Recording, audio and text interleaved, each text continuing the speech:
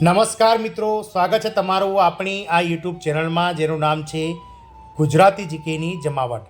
આજના વિડીયોમાં આપણે વાત કરવા જઈ રહ્યા છીએ. આપ સૌ જાણો છો તે પ્રમાણે કેન્દ્ર સરકાર દ્વારા 1 જાન્યુઆરી 2004 પછી કેન્દ્ર સરકારની સેવામાં જોડાવાલ કોઈપણ પ્રકારના કર્મચારી હોય તે વર્ગ 4 થી લઈ અને વર્ગ 1 સુધીના તમામ કર્મચારીઓ માટે જૂની પેન્શન યોજના બંધ કરી અને એનપીએસ એટલે કે નવવર્ધિત પેન્શન યોજનાનો શરૂઆત કરવામાં આવી હતી. મિત્રો, કેન્દ્ર સરકારના પગલે વિવિધ રાજ્ય સરકારોએ પણ વર્ષ 2005 અને 6 સુધીમાં કેન્દ્ર સરકારના ધોરણે તમામ કર્મચારીઓ કે જે રાજ્ય સરકારની સેવામાં જોડાયા હોય તેમને મિત્રો ઓપીએસ બંધ કરી અને જૂની પેન્શનની જગ્યાએ નવી પેન્શન એટલે કે એનપીએસનો લાભ આપવામાં આવી રહ્યો છે.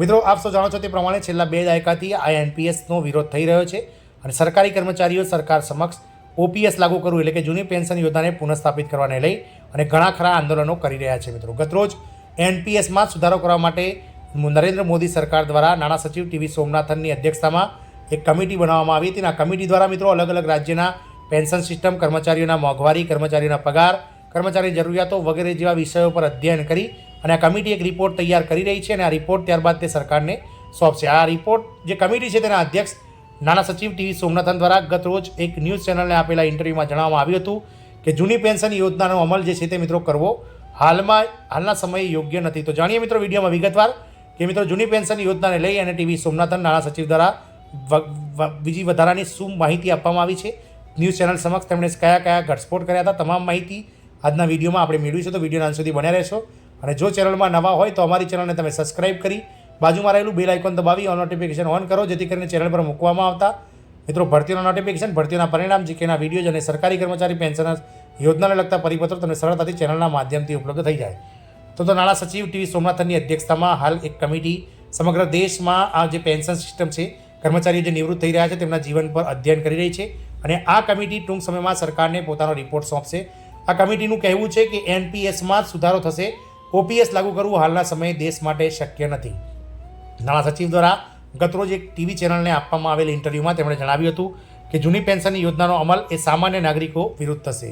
આપ સૌ જાણો છો તે પ્રમાણે દેશમાં જે સરકારી કર્મચારીઓ છે તેમની સંખ્યા 1% પણ નથી. મિત્રો, આગામી સમયમાં મિત્રો જો દેશમાં ઓપીએસ લાગુ કરવામાં આવશે તો સરકારી કર્મચારીઓનો પગાર અને પેન્શન ચૂકવવામાં તમામ જે સરકારનું ફંડ છે તે મિત્રો એમાં જ યુઝ થઈ જશે, જેથી કરીને દેશની આમ જનતા સાથે અન્યાય થશે અને દેશની આમ જનતા સાથે જે સમક્ષ જે મિત્રો પહોંચવું જોઈએ જે લાભ સરકારનો તે પહોંચશે નહીં. મિત્રો, નાણાં સચિવે વધુમાં જણાવ્યું હતું કે આમ પણ દેશની 90% જનતા જે છે તે મિત્રો સામાન્ય છે, પ્રાઇવેટ નોકરી, ખેતી અથવા તો છૂટક મજૂરી અથવા તો પ્રાઇવેટ ધંધા કરીને પોતાનું જીવન ચલાવે છે.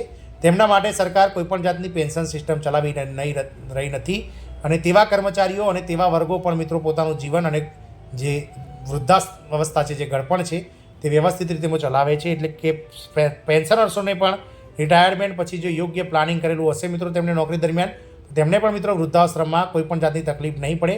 આથી ઓપીએસ લાગુ કરવી એ દેશની સામાન્ય જનતાના વિરુદ્ધમાં છે. નાણાં સચિવ ટીવી સોમનાથન કહે છે કે એકવાર ઓપીએસ લાગુ થઈ ગયા પછી મોટા ભાગનું જે સરકારી બજેટ છે તે સરકારી કર્મચારીઓના પગાર અને પેન્શનમાં જશે અને સરકારનું કામ કર વસૂલવાનું અને સરકારી કર્મચારીઓ અને પેન્શનર્સોને પગાર અને પેન્શન ચૂકવવાનું રહેશે. આ કામ સરકારનું નથી.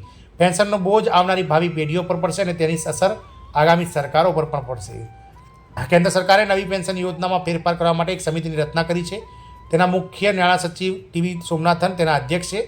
બજેટ બાદ દૈનિક જાગરણને આપેલા ઇન્ટરવ્યૂમાં સોમનાથને જણાવ્યું હતું કે જૂની પેન્શન યોજના અને સબસિડી જેવા મુદ્દા પર તેમણે ખુલીને વાત કરી હતી. મિત્રો, પ્રશ્ન પૂછવામાં આવ્યો તો ટીવી ન્યૂઝ ચેનલ પર કે તમે નવી પેન્શન યોજના એટલે કે ન્યૂ પેન્શન સ્કીમ એનપીએસમાં ફેરફાર માટે રચાયેલી સમિતિના અધ્યક્ષ છો કે એનપીએસમાં અંતિમ પગારનો ચોક્કસ ભાગ પેન્શન માટે નક્કી કરી શકાય છે, તો શું તમે કહી શકો કે કેટલો ભાગ શું થશે અને તેનાથી સરકાર પર કેટલો નાણાકીય બોજ પડશે? આ પ્રશ્નના જવાબમાં નાણાં સચિવ બોલ્યા હતા કે અમે આની ગણતરી કરી છે પરંતુ અમે તમને હજી કહી શકતા નથી, પરંતુ અમે જાણવા મળ્યું છે કે જૂની પેન્શન યોજના નાણાકીય રીતે શક્ય નથી. મને લાગે છે કે આ બિલકુલ વ્યવહારુ નથી.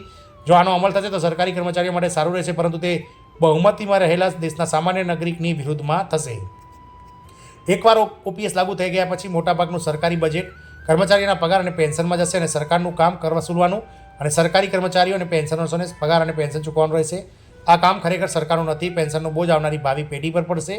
તેની અસર આગામી સરકારો પર પણ પડશે. જો કે એનપીએસ અંગે કર્મચારીઓની લઘુત્તમ અપેક્ષા લાગુ કરી શકાય છે તો પણ ખર્ચ વધશે. એનપીએસ એ એટલી ખરાબ સ્કીમ નથી જેટલી કર્મચારીઓ વિચારે છે. તેઓ વિચારે છે કે એનપીએસમાંથી તમને કંઈ મળતું નથી, પરંતુ એવું નથી. મિત્રો, જો એનપીએસમાં યોગ્ય ફંડ મેનેજરમાં પૈસા રોકવામાં આવે તો જૂની પેન્શન સિસ્ટમ કરતાં પણ એનપીએસમાં વધારે જે વળતર છે તે મિત્રો રિટર્ન મળવા પાત્ર થાય છે. એનપીએસ એ શેરબજાર આધારિત એક સિસ્ટમ છે, પરંતુ વધુમાં તેમણે જણાવ્યું હતું નાણાં સચિવે કે એનપીએસ એ શેરબજાર આધારિત સિસ્ટમ છે અથવા તો શેરબજાર આધારિત એક યોજના છે, પરંતુ તેમાં જો સિસ્ટમેટિક ફંડ મેનેજરમાં પૈસા રોકવામાં આવશે ચોક્કસથી કર્મચારીઓને યોગ્ય વળતર આગામી સમયમાં રિટાયરમેન્ટ સમયે યોગ્ય ફંડ પેન્શન તરીકે મળશે. મિત્રો જોવાનું એ રહેશે કે દેશના કર્મચારીઓ આ નાણાં સચિવના નિવેદન બાદ ખરેખર શું હરકતમાં આવે છે અને તેઓ આ નાણાં સચિવના નિવેદનથી ખરેખર નિરાશ થાય છે કે શું, અને તેના પગલાં રૂપે તેઓ કયા પગલાં ભરે છે તે આ સમય સાથે જોવાનું રહેશે. જય હિન્દ, અસ્તુ.